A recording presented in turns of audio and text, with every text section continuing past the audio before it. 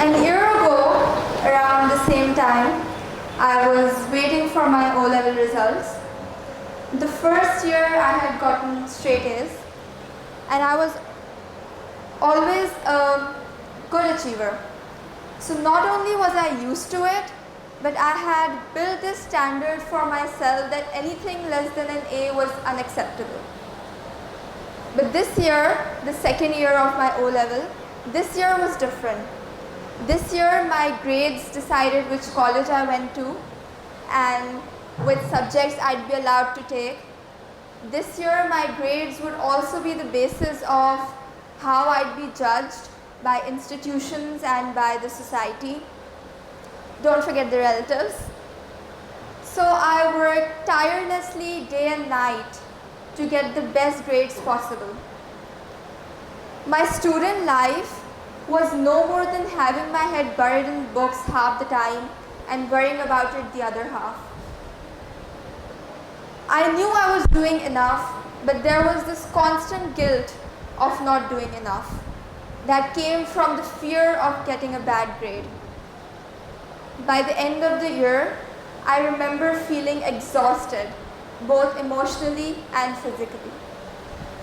I wanted this phase in my life to be over because that's how stressful it was. Fast forward to result day, I did not get the best grades, and by that I mean I did not get all A's. After all the effort that I had put in, this felt unfair. I was devastated. I felt like I had disappointed my parents and my teachers, myself. I didn't know what to do next. I felt so helpless that for the next 72 hours, I confined myself to the darkness of my room and I cried for the next 3 days. These 72 unforgettable hours of my life also led to a lot of self-realization. I had no idea that all of this was affecting me so deeply. A few days later, I started going to college and I met a lot of different people with a lot of different stories. But I noticed this continuous pattern that everybody I met was either trying to get an A or trying to maintain it. Everybody was either sleep deprived or depressed or suffering from anxiety. And it got me thinking, what is it that puts so much pressure on us students? The problem is, the system today has set this standard and we're all just beating ourselves up to fulfill it.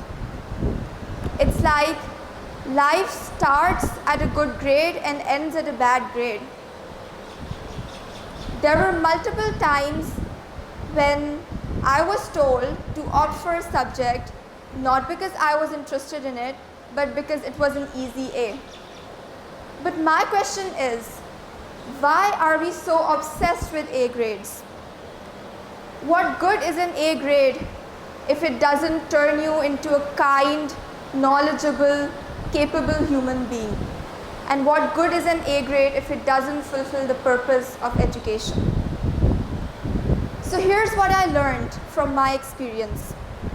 I learned that an A grade alone is not going to take you anywhere in life unless you yourself pave your way for it. And a C or a D grade, and I cannot stress this enough, and cannot stop you from being successful in life unless you have the willingness to be so. So it's okay to not have the best grades all the time. It doesn't make you a bad human being. At the end of the day, what's really going to matter is how capable, kind, and knowledgeable of a person you are, how willing you are to make a difference in your life and in the life of other people. When I changed my perspective towards education and examination, studying no longer felt like a burden to me. And the result day no longer felt like somebody was about to hand me a death note.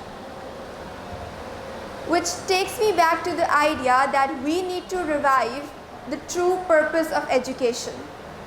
The true purpose of education is not to get the best grades. The true purpose of education is to learn how to think, because there is no power greater than the ability of knowing how to think. The true purpose of education is to be capable enough to distinguish between right and wrong, and to be articulate enough to tell the world about it and make a difference. Thank you.